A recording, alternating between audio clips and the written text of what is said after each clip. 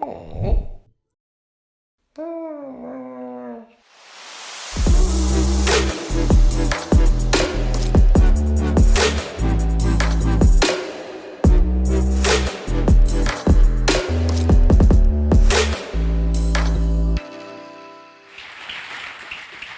let me start. So last year, I was also standing here, well, probably over there, and I was giving a presentation about localization and about all the things that I learned at Booking.com.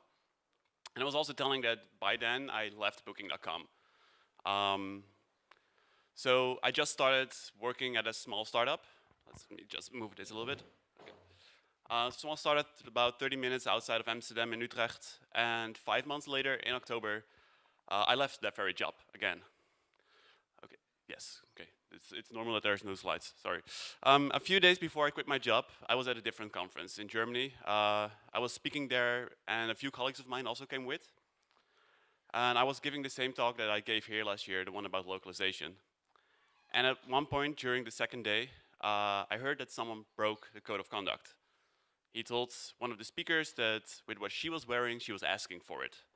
So that's weird. And then the crew for the conference tried to speak with him, and he got angry and he told, well, next year I'm going to be on this stage and I'm going to talk about equality. And that man was my boss. Now, I didn't speak to him at that conference. So all the information I got from the conference was through someone else. But he did leave some disturbing messages on our WhatsApp group which corroborated his story. So a female coworker of mine and I, so we decided to speak to him the next Monday because we wanted to hear him out, try to get his story. But in the meantime, we already wrote our letter of resignation because we felt like we couldn't work for someone like that. And after speaking to him, this only became worse. So to him, equality meant that everybody should be like him. So you leave your beliefs, your religions, all outside of the office, and you be completely neutral, because that is what he thought he was, completely neutral. So we quit right on the spot, and luckily we found something else. We still had to work there for a month because of Dutch regulations, so that was a very fun month. But this isn't the first time that I left my job because of the atmosphere, or because of my colleagues, or because I didn't feel part of the company. Actually, I've rarely left my job because I didn't like the work. And I think that happens to a lot of people in tech, and it's a big problem. People keep leaving their jobs. They don't stay there for a very long time. When I speak to someone and they say, yeah, I've been working here there for 4 years, and I think, wow, that's a long time. Well, my father, he was working for 50 years at the same company. So people don't feel welcomed at their company. They feel excluded, or even worse, they're bullied or they're harassed. And for me, keep switching jobs isn't going to solve the problem anymore. So I think it's time to make it better. It's time to make it awesome. Everything is awesome. I'm keeping it short just so if it's being uploaded to YouTube that they might not find it. It's the Lego approach to being an awesome coworker. And before I get into what Lego has to do with any of this and how it's about being an awesome coworker, I want to tell you a little bit more about myself. So my name is Paul van Mast. I'm wearing LED eyelashes here and have a glitter beard. I'm usually not like that, I'm more like this. So I've been a developer for about 12 years now. I now work at Instapro. In the Netherlands it's called Werkspot, but here in Italy it's called Instapro. So, but I've worked at a bunch of different companies. I worked at a startup, I worked at a big company like Booking, but I also worked at agencies. I was a consultant, and I've done a lot of different things. And I've seen a lot of good examples of teamwork and inclusivity, but mostly bad examples. And I decided to take this experience that I have and to see what we can do to avoid falling into the same bad patterns and to find ways to improve this. I'm just gonna drink for a little bit because that's what my speaker notes said I should do.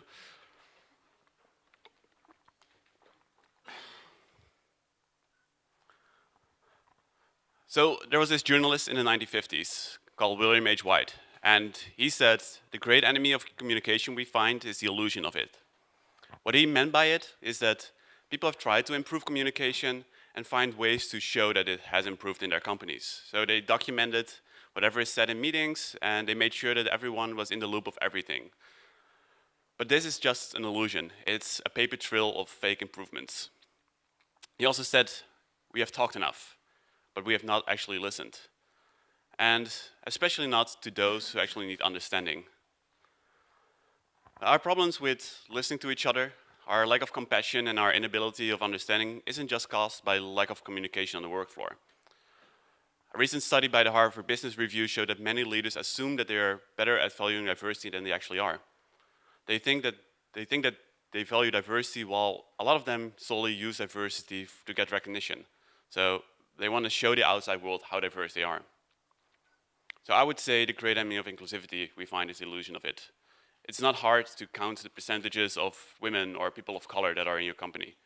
But by just showing data about how diverse you are, about your hiring process, doesn't really make you the most welcoming company. It's about building a climate of trust, appreciation, and openness to differences in thoughts, styles, and backgrounds.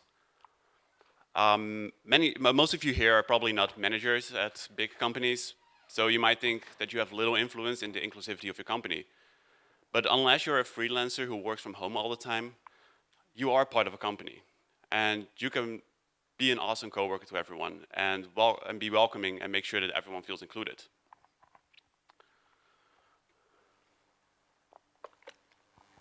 So before I get into that, I want to take a little bit of a step back, and I want to see how did we get here? So how did the tech industry become this place where mostly white men hold all the cards and make all the rules? Because it didn't start out that way. So in the beginning of computer science, men focused a lot on building hardware, where women were pioneering software development. And arguably, sorry, that was one of the words I'm stumbling over, the most famous software pioneer was Grace Hopper. She was a programmer in the 90s, and in 1944 she programmed the Mark I, which was a supercomputer at Harvard University that helped design the atomic bombs. So Hopper invented the concept of a compiler. She helped develop COBOL. She created a language called Flowmatic, and she sets the groundwork for networks, helping computers work together. So she had an amazing ability to take problems and turn them into mathematical equations, and then in turn turn them into machine language. So a little bit of a fun fact, the thing that you see here is the first computer bug that Hopper and her team found. She taped it to this little piece of paper and then coined it to debugging. So basically debugging is removing literal bugs from your computer program. In 1945, the US Army created this computer, or commissioned to create this computer. It's called the Electronic Numerical Integrator and Computer. It was used in the Second World War to calculate the trajectory of weapons used by soldiers on the field. So 6 women that already calculated this manually, they were chosen to program this computer. But when the ENIAC was introduced to the press, these women were not photographed or even mentioned. So if you've seen the movie Hidden Figures, you kind of see what it was. In the 1960s, the computer industry was growing and becoming more lucrative. It was so lucrative that in 1967, the editor-in-chief of the Cosmopolitan, Helen Gurley Brown, decided to tell their readers about the healthy salary that women would get in this line of work. Alongside it had photos of Ann Richardson, an IBM systems engineer. She was sporting a dress and pearly earrings, and it showed that any woman would be able to do this job. The article started out with telling a reader, a girl senior systems engineer gets $20,000 and up. This was a year. So in today's money, that would be about $150,000 a year. So if you compare that to a female secretary in New York, which was back then a relatively high-paying job in a high-paying city, the average was about $5,200 a year. So you could make almost 4 times as much as a computer programmer. It also had a quote from Grace Hopper. She said, "It is just like planning dinner." Something she said women are expert at because of their patience and because of their attention to detail. She said, "Women are naturals at computer programming." The wages were so high because there was not enough programmers to fill open jobs, and there were a lot of open jobs in the 60s. But at the same time, the industry also started to shut women out. So companies were desperate to find new programmers. Recruiters began working to find the skills and the personality of a good programmer. And in the same time, salaries went even further up, and programming was getting a better status. It was not seen as a typist job anymore. It was seen as a professional job, and professional back then meant something masculine. Companies were using the IBM aptitude test, a test for problem-solving skills. And in 1967 alone, roughly 700,000 people took that test. But it was easy to cheat on that test. People were sharing the questions and answers, even before the internet. So they also started with a personality test, something they thought couldn't be cheated at. There were these two men, William Cannon and Dallas Perry. They were two psychologists, and they profiled nearly 1,400 people. And they wanted to make something they called a vocational interest skill. They believed that this skill could predict success in the field. So of those 1,378 people, only 186 were women, which is kind of weird because back then the male-female ratio was about 50-50. So based on their studies, they found that good programmers are people who like solving puzzles, but they also shared one other specific trait. Programmers dislike activities involve close personal interaction. So in Cannon and Perry's 82 paper, the words woman or women didn't appear once. They only referred to the entire group as men.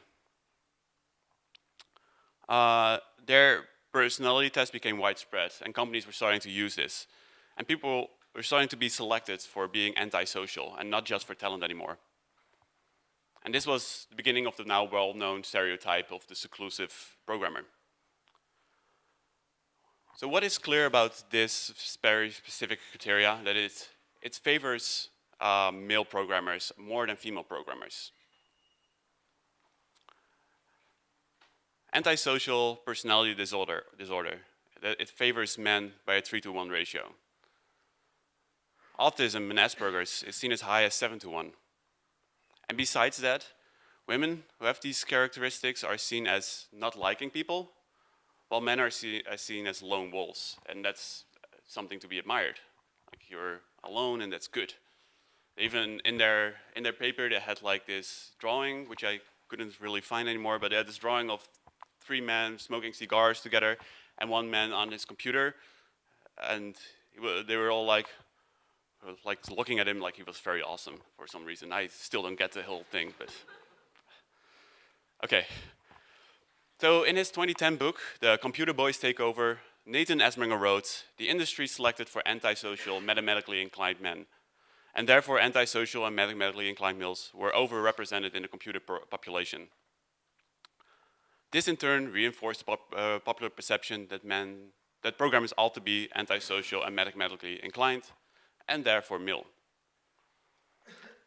So once this recursive process got underway, every room related to computer science began to be filled with antisocial men. Classrooms, conferences, labs, workplaces. They became senior programmers, they became bosses, they became teachers. I know this is not the point of the movie, but look at these ads in the 1980s. Like, I'm not even sure what he's doing with the boy with his finger over there, but sorry. So in the 1980s, when computer became normal to own at home, it became a boy thing. It's something that was being used by a father to bond with his son. And the stereotypical nerd was so widespread that mid-80s movies like Weird Science, Revenge of the Nerds, and War Games, they romanticized the awkward genius who uses tech to win the affection of attractive women.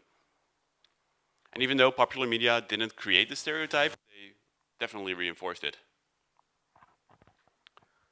So in the mid-90s, there was this startup. It was called Trilogy, and Trilogy was ran by a Stanford dropout called Joe Lehman. Who here has heard of Trilogy and its story? Yes, that's what I thought. It's mostly a forgotten story, which I'm now going to tell, so it's not forgotten anymore. After getting money from investors for his software, Joe Lehman had an idea on how to hire new programmers. And that's something that is still visible in today's hiring strategies. His idea was instead of hiring experienced programmers, he would take talented, overachieving students right out of graduation. The ethos for the company was, we're elite talent, and it's potential and talent, not experience, that has merit. They were looking for, and this is something you really recognize, only the best. It's like a lot of Silicon Valley companies currently say that they are looking for only the best. So to get those students, they went to universities and passed out laptops to their students so that they could show that they really are invested in them. And they also hosted extravagant dinners in San Francisco's top restaurants. And most important, the recruiters, they were mainly young, good-looking women. So the idea of Joe Lehman was that he wanted to hire women that would never look at one of those antisocial engineers twice. But once a student was interested in working for Trilogy, they had to undergo a series of brain teasers. And this too may sound very familiar to you. They would ask them questions like, how many piano tuners are there in the world? How many golf balls fit in a standard double-decker bus? How much would you charge to wash all the windows in San Francisco? So this is a part of the hiring strategy from Google as well. They did this until as recent as 2013. But these questions, they don't have anything to do with being a good programmer. This is actually for cultural fit. The company was looking for people with extreme confidence, so people that would answer these questions without any actual expertise. And the company culture itself was work hard, play hard. One of the ex-employees of Trilogy said that holidays were called as competitive advantage days because no one else was working. And at the end of the week, everyone was ready to party and let loose. Sometimes they would spontaneously hop on a plane to Vegas with Lehman himself, and they stay up all night to go to strip clubs and casinos. And at the casinos, Joe Lehman expected his employees to always bet all or nothing, sometimes up to tens of thousands of dollars at a time. So insane working hours, drinking, gambling in Vegas, plus valuing potential over experience, it made the culture really male-dominated. It was completely hostile towards women. Trilogy was among the first of a long line of tech startups that required assimilating into a culture of masculine arrogance that many people, and especially women, might not want to sign up for.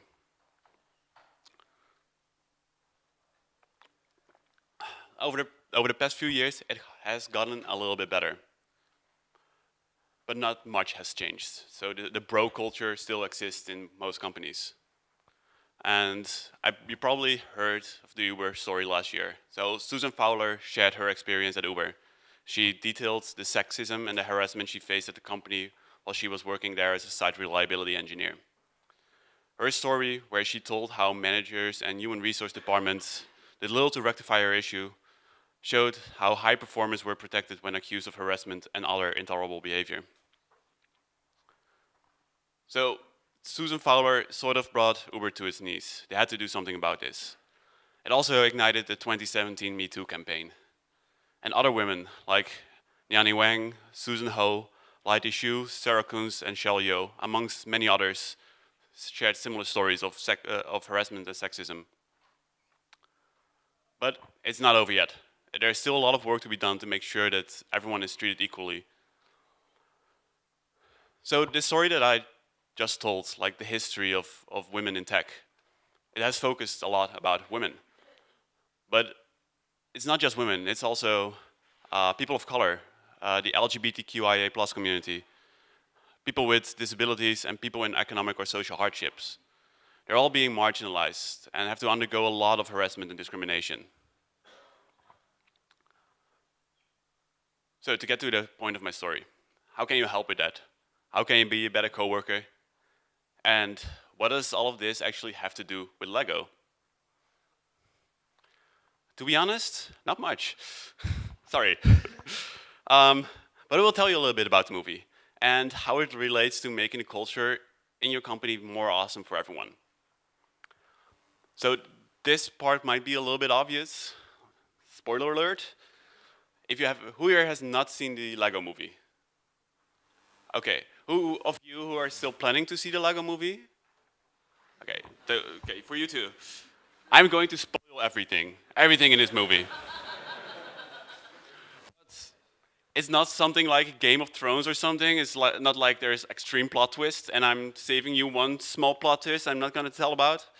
Um, but for you and for the others that haven't seen the movie, and for those that want a little bit of a refresher, I'm going to explain it in about 90 seconds. So this is Vitruvius. He tries to protect some artifact called the Cradle from Lord Business, which is the person in the background. He fails on doing that, and he warns Lord Business with some prophecy about a special one who will find the piece of resistance. So, time skip. 8 years later, this is Emmett, an ordinary construction worker who follows everything according to his instructions. He loves the sun. Everything is awesome! Just like everyone else. He lives a daily routine until he sees Wildstyle at his construction site. And he follows her, and he falls down a hole and finds the piece of resistance.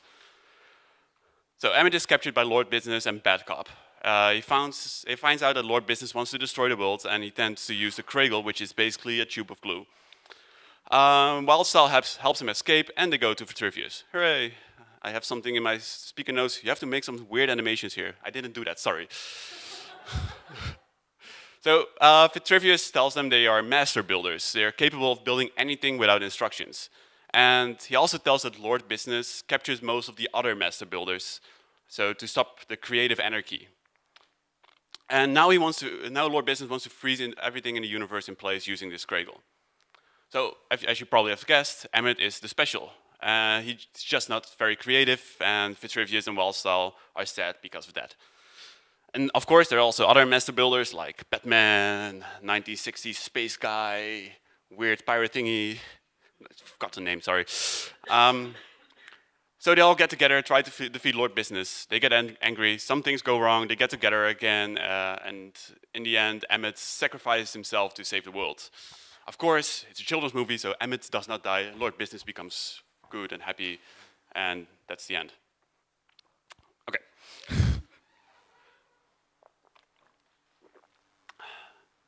Before I started making this talk, I thought, the Lego Movie, that's a great way to show about inclusivity, because it's a lot about inclusivity. But it also has some very bad examples of inclusivity, which I have to mention.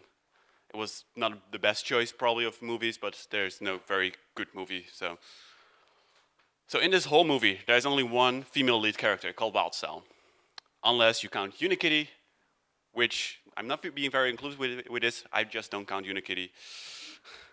So only one female character who is not being taken seriously. In this scene here, she's trying to explain why the world is in danger, and all Emmett hears is blah, blah, blah, blah, blah. So this kind of teaches kids that it's okay to not pay attention if there's a pretty face. At the end of the movie, Batman, who was, of course, her boyfriend, Batman said to her that Emmett is the hero that she deserves. So basically, she was, in the end, Emmett's prize for saving the world. Oh, and there's also only one sort of black character in it. It was Vitruvius, and the rest were all white or yellow, which is Simpsons white. So I only figured it out when I started investigating this movie, when I saw it 3 times, and now I really, really hate this movie. Not because of the inclusivity, but I just don't like it anymore. But the movie wasn't all bad. It had some very good themes and some good ideas, besides the normal default Lego theme about everybody has to be creative. So the basic premise of this movie was that everybody is unique, and if you let everybody be their unique selves and value each other, you can achieve great things. So much more than when everybody just follows a set of rules and lives in routines and conformity. And that is kind of where the idea for this talks come from. I wanted to take that idea and see how we can put it into practice to create a more inclusive and welcoming environment.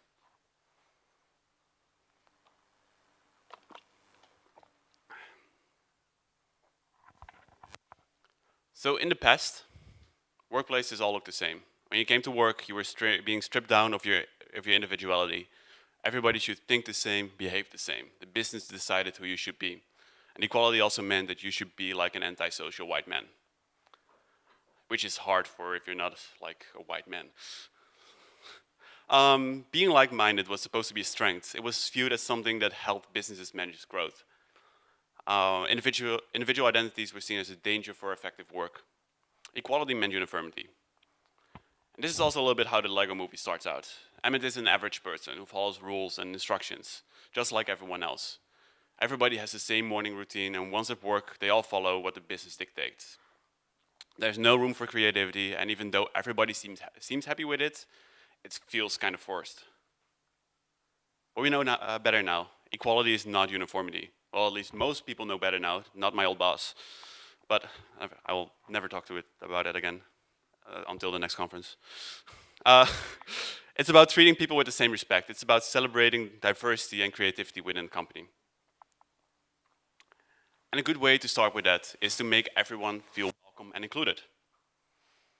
So think about how onboarding new people works at your company. It's probably just a simple to-do list. It's a little bit of paperwork, it's a tour around the office, shaking some hands, forgetting people's names, and maybe you have a manager who tells you about the mission and vision of the company. But what's being left out here is to make you feel like you're being a part of the company. So, and that you, as an individual, should feel welcome. And people forget that this is something that is not only need to be done by new hires, it's something that has to be done all the time. Sorry, I'm also a little bit tired. But it does start out with reaching out to new colleagues. When a new hire joins your team or a company activity, include them in as much as possible. Not everyone is comfortable with getting to know new people when they just joined a new team, and it's hard for them to reach out themselves. So think a little bit about your first day at the company you work now, and what you wished that people had done. So I know that when I start a new job, I would love to have an onboarding buddy. So someone that just helps me out the first few weeks with getting to know new people, so the company culture, and how everything works. So someone who makes introductions and keep telling me everyone's name, like, hey, Paul, that's Stephanie. Like, I keep forgetting everyone's names. So if someone is just whispering in my ear the names, it's fine. But it's preferably someone who also knows, like, also knows the code I'm working with. But that part is not the most important part because you know who you can go to for that. So it should be someone who tells me things proactively, like where can I find certain documents, and who to ask for some certain things. And someone who also introduces me to people at lunch, so I'm not sitting alone by myself. But I get that sometimes you have too much work to do to be someone's onboarding buddy, or maybe it's not something that your company is able to do. But if someone new joins, maybe someone who is not in your team, you can still go to them once in a while and just chat for a little while. Ask them how it goes, what they've been up to. Ask what problems they have, maybe, like can you help them solve some stuff, not even technical things. So, and maybe take an interest in their personal life. This all makes them feel part of the company and not like they're just invading a very tight group of people, which is how I usually feel when I go to a new company. But when someone does join your team, remember that the entire team changes because of that. You will have a new dynamic. You will have a new shared vision. Just think of this like forming an entire new team and how you would handle that. So maybe do something together. Maybe do an interactive brainstorm, like where you want to go to, or just maybe have lunch together. And try to make sure that this person feels like an equal member in this. So no inside jokes. No talking about new features in the product without explaining it to them first. And don't assume that they will eventually learn, because that's just going to exclude them. So if a meeting is coming up where there's going to be a lot of talks about past things or future things that people already know about, talk to them a little bit beforehand and explain what's what. So not just to make them feel welcome, but this also helps them being more involved in the meeting. And they can contribute to the company from the very first day.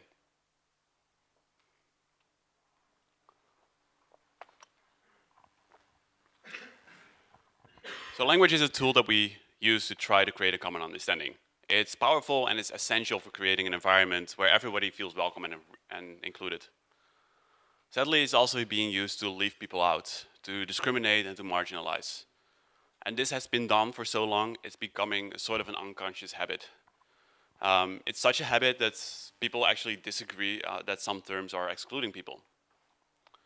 So to create a more inclusive environment, we need to take a look at these words and phrases that have long gone unchallenged. We have to dig deep into our own empathy and imagine an experience that is not our own. So I'm going to give you a little bit of tips on how you can improve your communication. There are 5 things that might seem a little bit silly, but they actually do help, so try to keep an open mind. So whenever you talk about someone, try to make your sentences first. So maybe if you're talking about your users or something, so instead of a blind man, use a man who is blind. This is called people first language. It keeps the individual at the most essential element. So if you say a blind man, you first picture someone who is blind, and then you first see something like sunglasses or something, and then the person behind it. So it focuses on the disability first, and you might unconsciously dehumanize the user. If you say a man who is blind, people first think of the man before focusing on the blind part, and this makes them a little bit more real.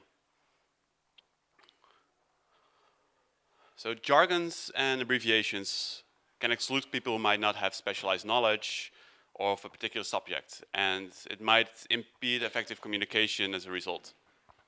So try to use jargon and abbreviation only if they're widely used. And if necessary, explain what you mean with it.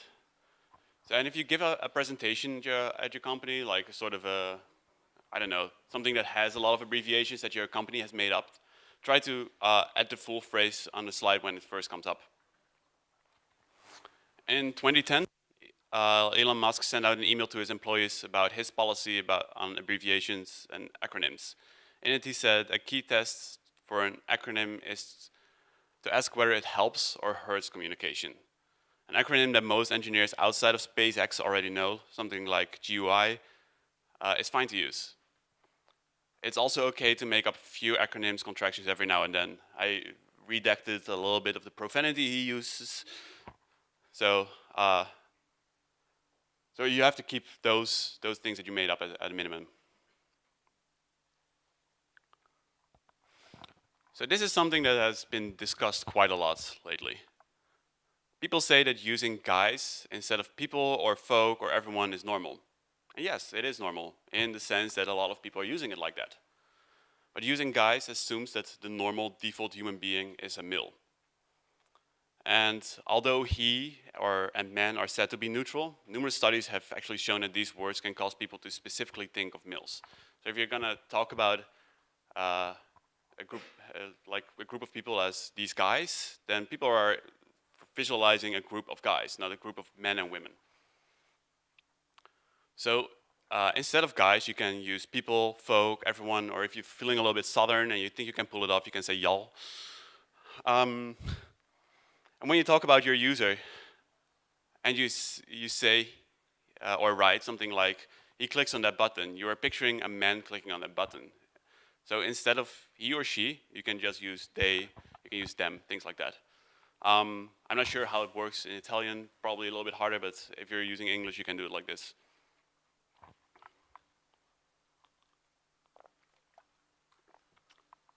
I also hear a lot of people saying phrases like, oh, she's just a little bit OCD. But terms like bipolar, OCD, and ADD, it's physical disability, psychiatric disabilities that people, maybe some of your coworkers actually possess. So they should not be used as metaphors for everyday behaviors. And also avoid derogatory terms that stem from the context of mental health. Things like crazy, mad, schizo, or psycho. And all of the above also counts when you're coding. So don't use derogatory terms in your comments or commit messages. I wanted to add some data here. I was looking in GitHub trying to see how many times people say fuck or crazy or things like that. It was like millions, so I was kind of depressed about that and didn't add it. Also, yes, so don't use profanity and keep it inclusive. Don't just assume that all people are going to see your code are men.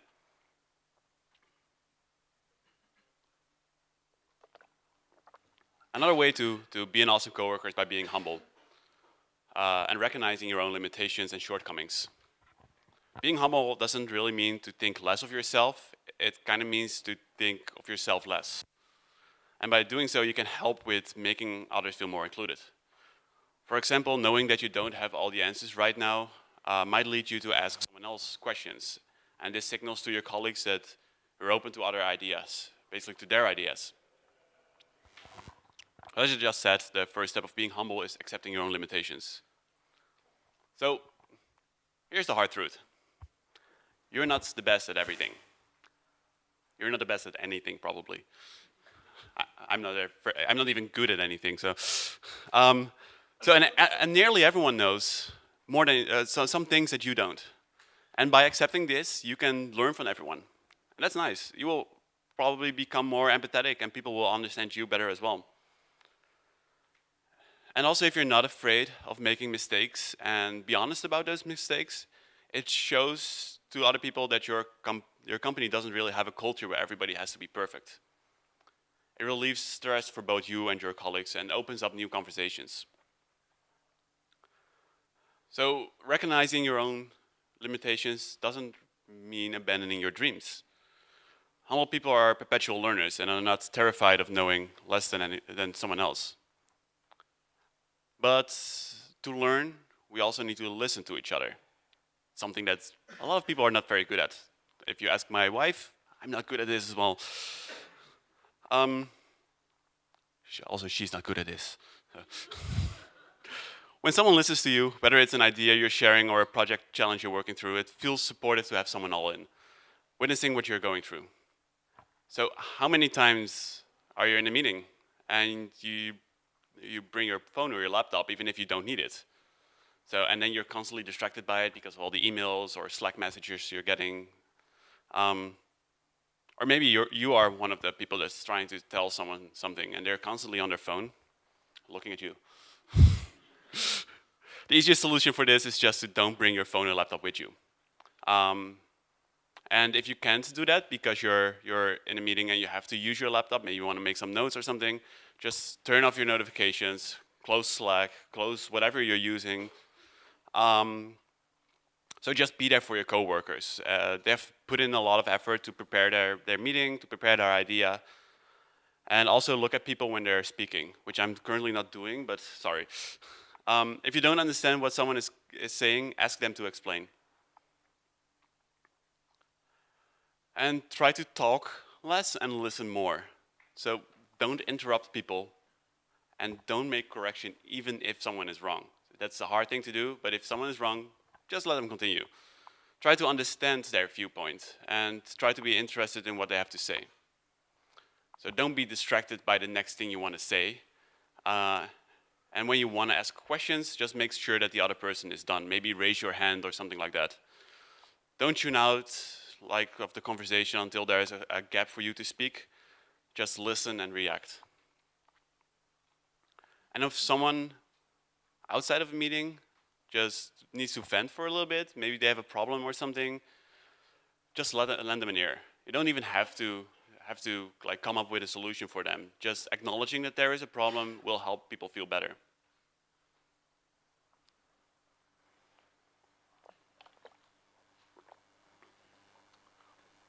But it's also good to let people be heard. At meetings, there's always one or two people that kind of dominate the whole conversation. They talk the longest and have an opinion about everything. This person could even be you. So if you're thinking, I don't really see that, so it's probably you. These are not bad people. But they could make it that other people feel insignificant into the whole conversation. So there was a recent study, and in it was a quest to the employees of a large global bank. When you have a contribution to make in a meeting, how often are you able to do so? And only 35% said they felt able to make a contribution all the time. So whenever they have something to add.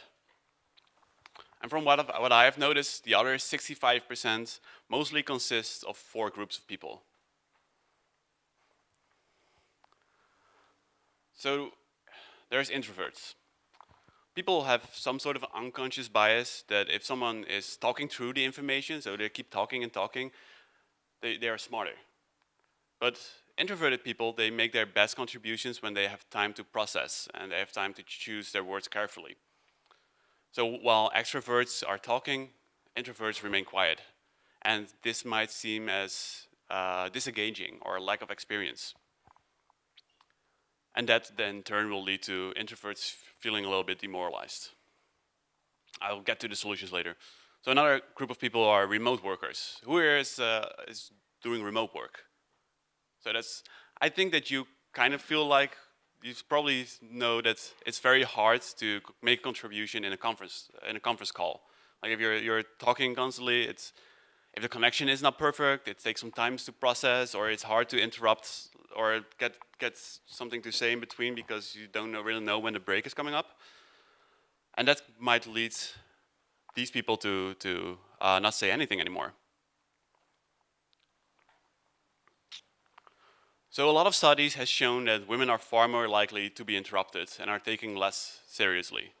It is so common that researchers have coined terms like menterrupting and mansplaining, and I will get to that a little bit later. And there's also people of color.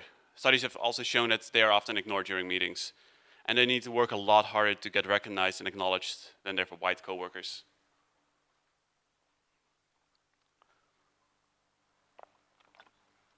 So if you're the facilitator of a meeting, there are some things that you can do. Something that you can do to make everybody feel equal. So before a meeting, you can share the purpose of the meeting. You can share the presentation, you can share any relevant data that you might have for this meeting. This way, introverts can process some of this data before the meeting, and they can ask questions during the meeting. And it's also helpful for remote workers to follow along. So if you have a presentation, just send that to the remote workers so they can click through it themselves. If you're working with video conferencing, ask the remote participants to use the chat feature. So to let people know that they want to chime in. So you can just type in a real quick message like, I have something to say, and then people can see that and they can say, okay, what do you want to say? And also regularly ask them if they can still hear and follow the meeting. This will not only give them the ability to talk, but it will also make them feel a little bit more a part of it, a little bit more included and not ignored. Also set some ground rules during the meeting, some things like no talking over each other, and make sure that everybody keeps to it. So when someone interrupts someone else, just say something like, I'm actually interested what they have to say. And keep it central. So no subgroups or no talking when someone has the floor.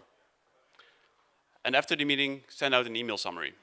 Send out the decisions that were made, the actions that people should take. This will help remote workers to check it if they missed maybe some things. But if you're not the facilitator of the meeting, you can still do some things to help people feel more included. And one of them is interrupt a long discussion. So this kind of counteracts what I just said about interrupting, but sometimes when two people get into a discussion that never seems to end, with one that is maybe not even relevant to the entire group, you can interrupt. It might feel a little bit uncomfortable, but at these times it's good to interrupt these people. So how I usually do this is I just put up my hands and I say, sorry to interrupt, but maybe we can park this discussion and talk about it with just the relevant people later.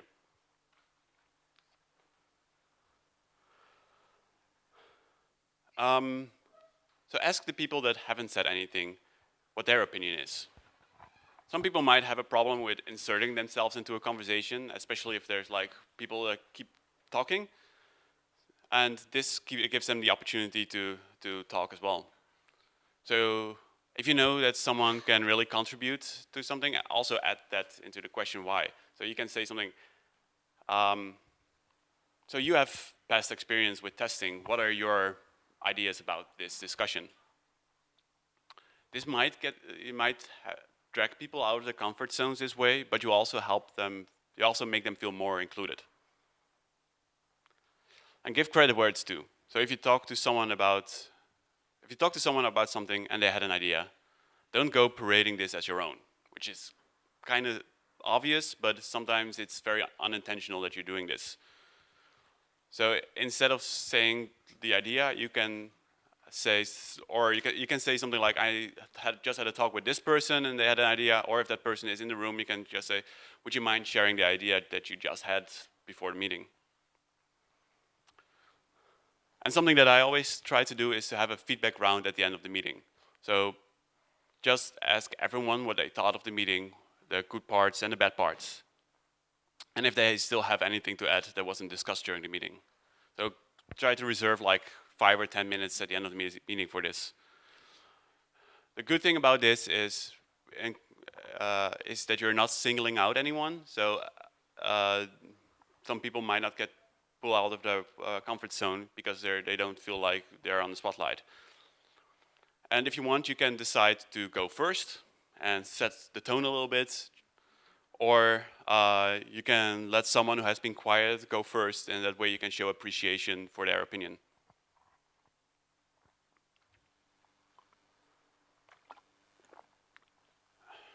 Another way to be humble is to be an ally.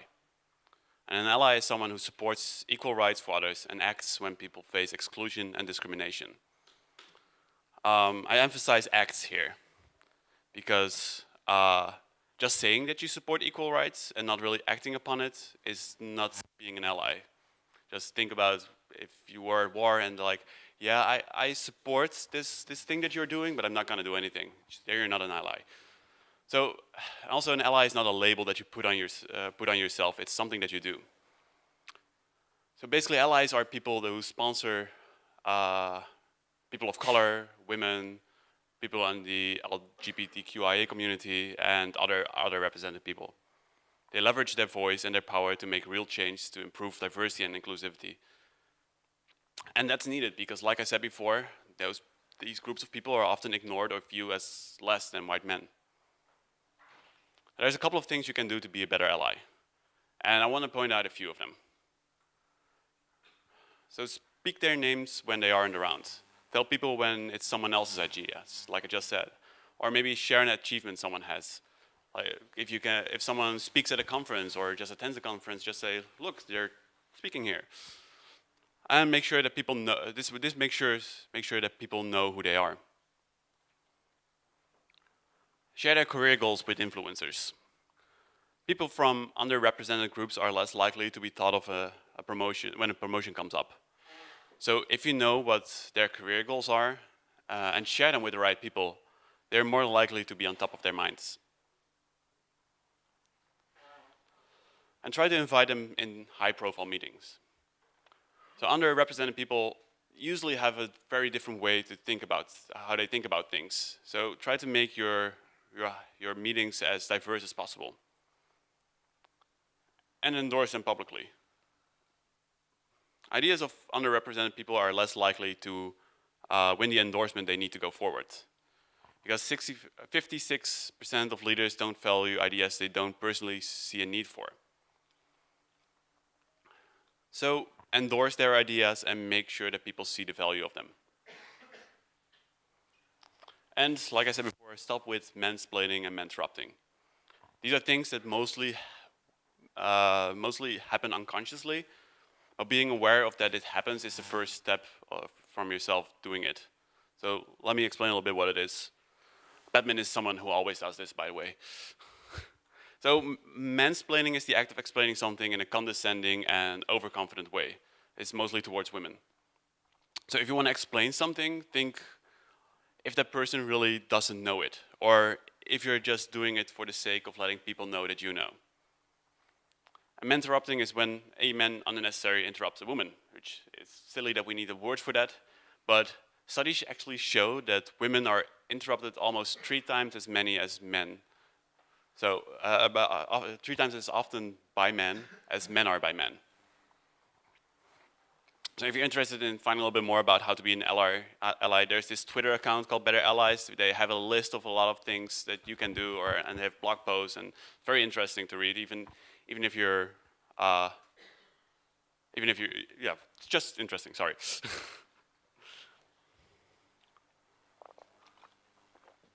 So everyone has perspectives that no one else has. And by encouraging that creativity, it will be a more innovative and fun environment to work.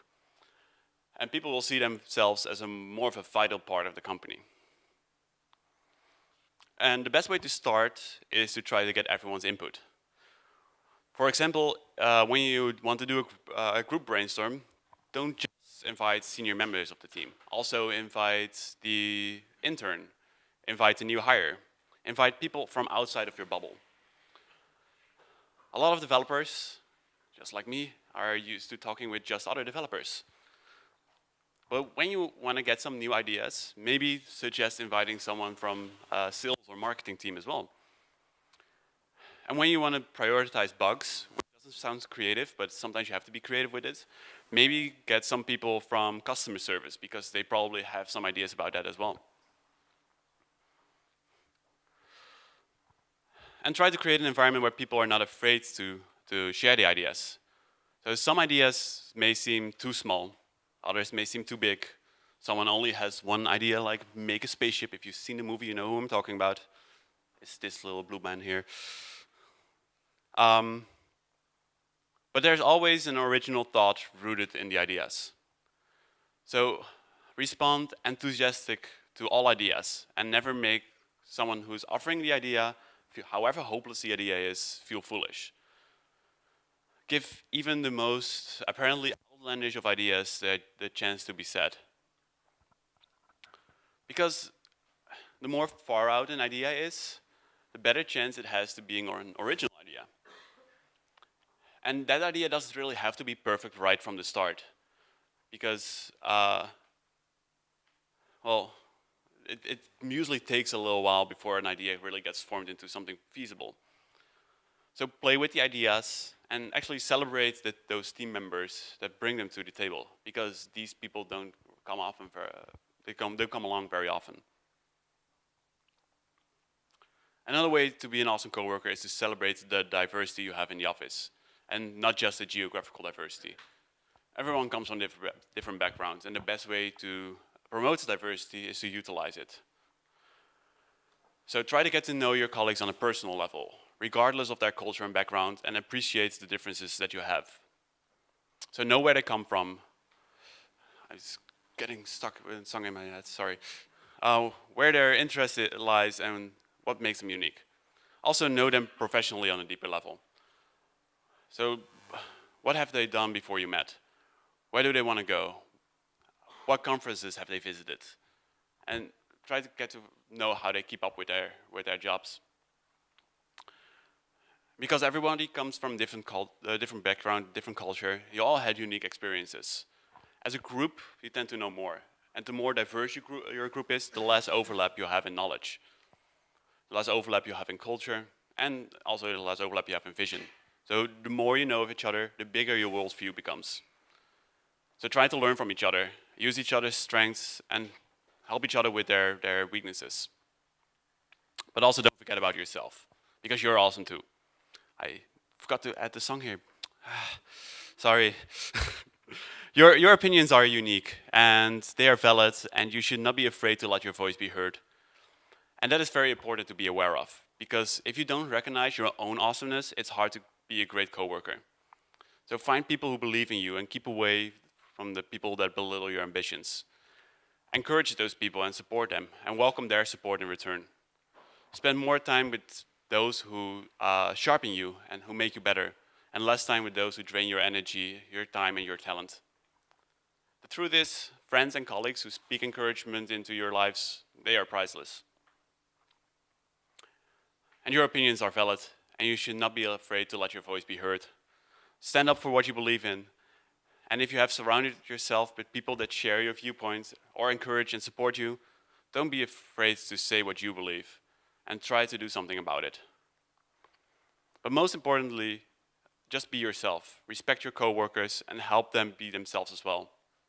Because you're awesome, and it's up to you to make everything awesome as well. It's a terrible cliche. A little kindness goes a long way. I hate these things, but it's a cliche, but it's also like the core of this talk. So if you want to have a more welcoming environment, people have to be kind to each other. And that will generate a ripple effect. If you start being more inclusive, being more kind to your coworkers, they will start doing the same to you and to others as well. Thank you. Everything is awesome.